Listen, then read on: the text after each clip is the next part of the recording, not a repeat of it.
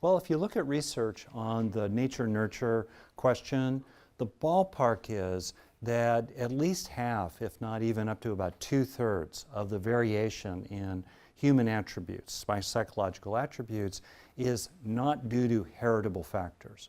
In other words, roughly 1/3 to 1/2 of the variation on average has to do with heritable factors, kind of woven early into DNA. The other opportunity, though, is what we can acquire over time. That is really, really good news. It also takes us to a fundamental responsibility.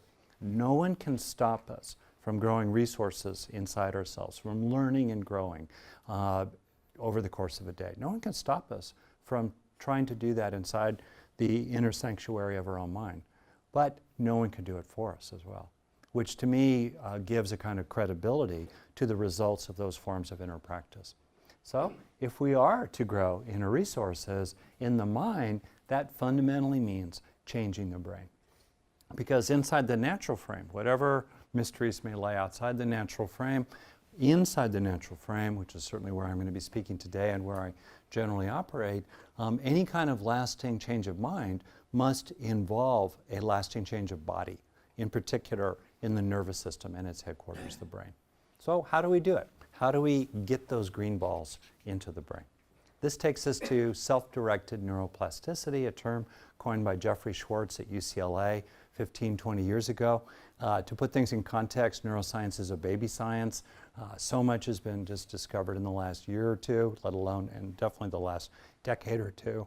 So new things are being seen all the time, and it's really an exciting, to me, territory. So, an overview of current research.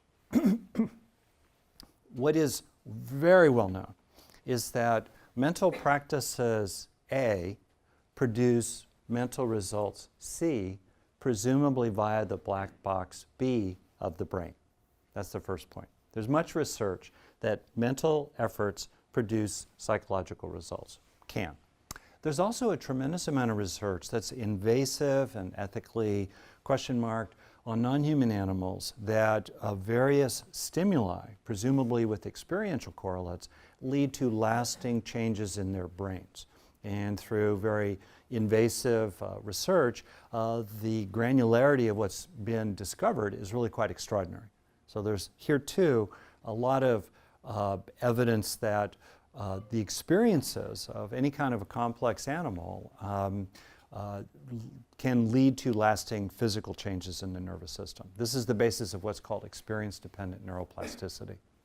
There's some research on humans that their experiences, including meditative practice, mindfulness practice, can change their brains over time. There's a little research on, to me, the stuff that's really, really useful to know about, which is how can people relate to the experiences they're having? How can they relate to the emotions they're having, the sensations in their body, the ideas that they're having, the intentions, the wants that they're experiencing? How can they relate to those experiences to maximize the gain from them, to maximize the lasting impact? There's a little bit of research about that, which is scattered here and there, in which I've tried to pull together, but I want to be modest and appropriate about what is and is not known with regard to that. And last, there's one study, my study actually, disclosure, on the systematic training in the mental factors, volitional mental factors, that plausibly can steepen people's growth curves as they grow through life. This study is in process. I'm running up the results with collaborators from the University of California. It's not yet peer-reviewed. All disclaimers said. Happily, we've gotten really good results. It would be so embarrassing if we hadn't. But anyway, that's the status of the research.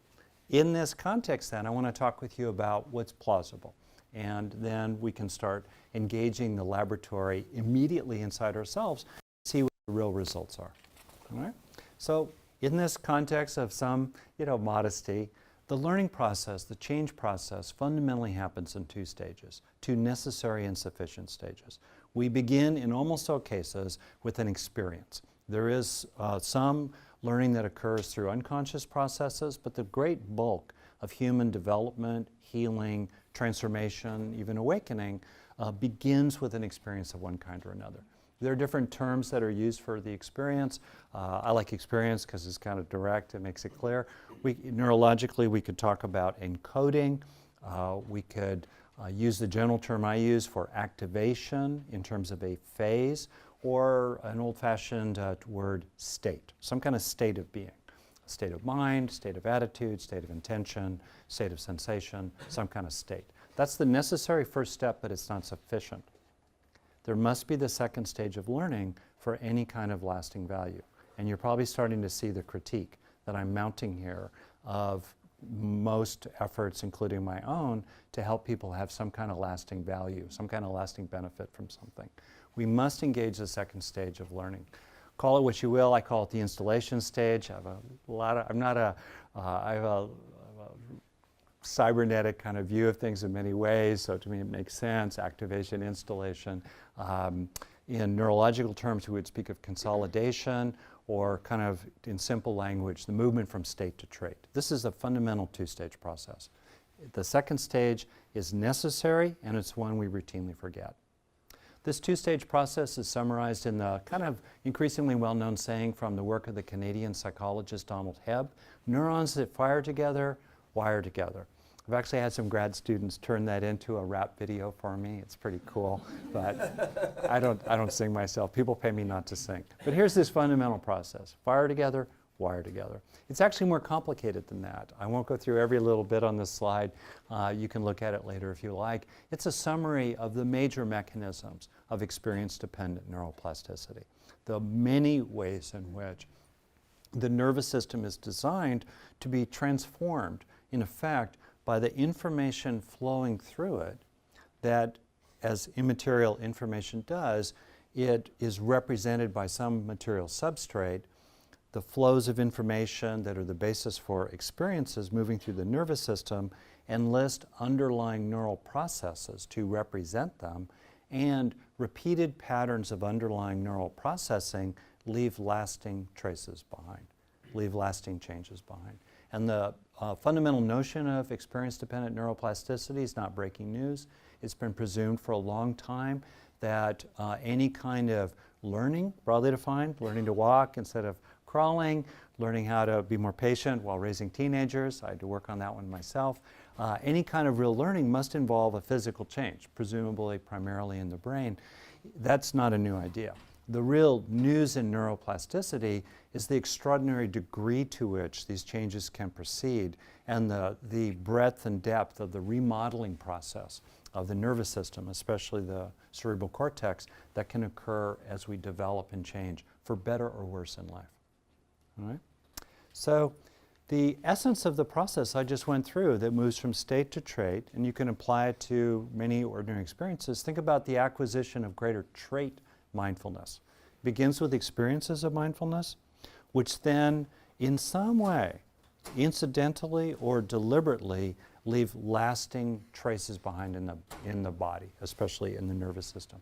We become more compassionate, more resilient, more grateful, more skillful with other people, more skillful with ourselves by having experiences of these things, which then are internalized, installed in some way, leading to lasting changes behind. But here's a key point, a key critique. Knowing does not equal experiencing, and experiencing does not equal learning. Think about the large percentage of useful experiences we have, useful moments where we're happy about something, or we understand something, or we feel committed to something, or we kind of move into a really nice state of being, we're kind of in a zone, and then whoosh, it's gone. We can't find our way back to it again. For me, as a longtime clinical psychologist, longtime therapist, teacher and other roles, including in business consulting, it's humbling to appreciate how many hard-won moments that people were having, useful thoughts, good intentions, ways of feeling at ease, released in some way, et cetera, how large a fraction of them washed through the brain like water through a sieve without leaving any lasting value behind. And if anybody, like myself, is involved in helping others change for the better, as a manager, as a parent, as an educator, as a coach, as someone engaged in the larger world, it's really, to me, right at the bullseye of what we should focus on, which is how to increase the conversion rate from states to traits. How do we help useful moments really land in the heart of ourselves and other people so they take root there and really, really, really sink in. So that's what I want to focus on with you now, the plausible, practical neuropsychology of actually how to do this. How do we actually steepen the conversion rate from state to trait? Without doing that, we tend to flatten the gains from programs. We also, in particular, if you think of the distribution of results in various trainings, including formal mindfulness trainings, usually about a third to half the people in them don't get much out of them, drop out, they don't practice, or they get gains. They say, well, that was amazing. But then 10 days later, they're as neurotic as ever. I can speak from some personal experience here about myself there. If we don't pay attention to this installation phase of learning, we're going to lose all kinds of opportunities. To put it in a certain way, I think about 4 schematic lives. Think of anything you want to develop, mental resource on that side. Happiness, calm, self-confidence, self-worth, no longer being haunted by childhood experiences, greater habit of skillfulness with other people. What do we want to develop? Well, imagine one life that just goes downhill, right? That's the decline. This person at the end of that period, a day, a year, a life, is less happy, less wise, less capable than they were then when they started. Then we have the second life, schematically, flat. No decline, but no gain in terms of the outcome values on the y-axis that we care about, the mental resources axis. What about then the person who has linear growth? This person is getting stronger, getting happier, getting more loving, getting calmer, let's say, over time. That's great. And then we have the person who's learning how to learn along the way. The person whose growth curve takes an exponential course. And to me, where the takeaway is to really stare hard at that and go, wow, in things that I care about or things that, frankly, my friends and family or therapists tell me I really ought to care about, what's my trend? Is it an upward trend? What's the delta? How steep is that curve? And can I start moving into exponential growth? What can we do to steepen our growth curves? I think of this process in a kind of old school way as we're growing strengths inside. To me, learning, very broadly defined, especially emotional learning, not so much book learning or intellectual learning, but social learning, intrapersonal learning, motivational learning, learning how to motivate yourself, learning how to lean into what's good for yourself and others. This kind of learning, broadly defined, I think of as the strength of strengths, because it's the strength that grows the rest of them.